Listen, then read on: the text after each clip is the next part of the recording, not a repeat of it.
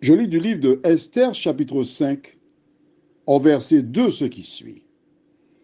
Lorsque le roi vit la reine Esther debout dans la cour, elle trouva grâce à ses yeux.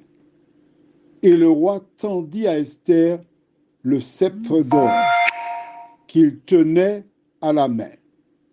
Esther s'approcha et toucha le bout du sceptre.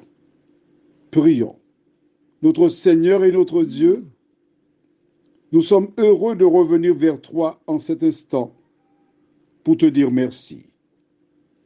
Merci pour ta parole. Merci pour les exemples laissés qui nous permettent de faire les bons choix, nous t'en prions. Que le Saint-Esprit nous éclaire toujours. Au nom de Jésus. Amen. Voici Esther qui craignait. Rappelle-toi, elle fit savoir à Mardochée, mais il y a 30 jours que le roi ne m'a pas fait appeler.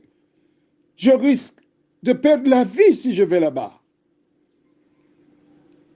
Mais lorsque Mardochée lui a dit, ne t'imagine pas que tu sauveras ta vie parce que tu te trouves chez le roi. Car si tu te tais maintenant, le secours et la délivrance viendront d'ailleurs pour le peuple d'Israël. Et qui sait si ce n'est pas pour un temps comme celui-ci que tu es parvenu à la royauté. En tenant ces propos, il secoua Esther. Il lui rappela que le Dieu de ce peuple-là est exceptionnel et qu'il a tous les pouvoirs.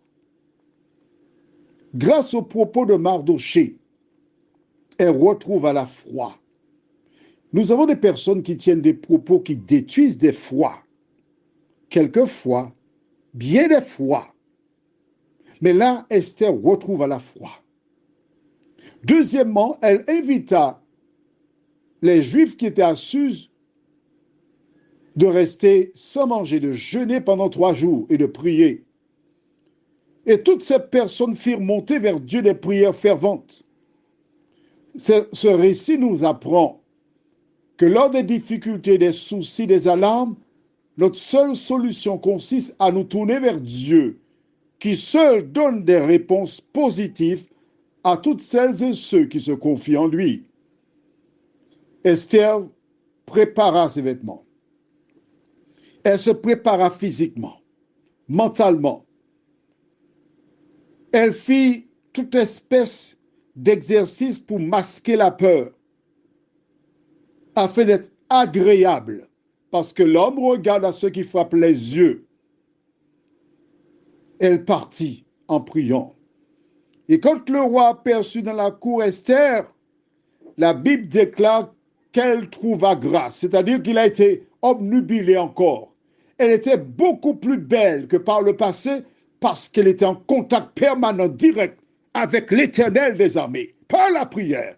Et alors le roi n'avait pas d'autre choix que de tendre le sceptre vers elle, ce qui signifiait « tu peux venir vers moi ». Ça paraît simple, hein? Il existe beaucoup de personnes qui lisent la Bible, qui comprennent ce que Jésus leur demande, mais qui passent par la même expérience qu'Esther, qui craignent qu'en faisant ce que Dieu demande, de perdre des amis, des membres de sa famille, son épouse, son époux, son travail. Esther avait peur, exactement comme toi.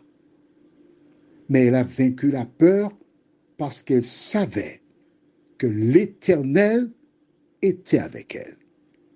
Dieu désire être aussi avec toi. Prions. Notre Seigneur et notre Dieu, oh, combien nous sommes heureux de découvrir ce soir une partie de la vie de la reine Esther. Merci Seigneur pour ta parole, de nous aider à mettre en pratique, à suivre cet enseignement que tu nous donnes. Et fais-nous du bien dans tous les domaines de la vie, nous t'avons prié. Au nom de Jésus, pour ta gloire éternelle. Amen. Juste avant de te souhaiter une bonne nuit, Permets-moi de te dire que quels que soient les problèmes que tu rencontres, tourne-toi vers l'Éternel. Il te donnera la solution. Je te souhaite une bonne nuit avec l'Éternel.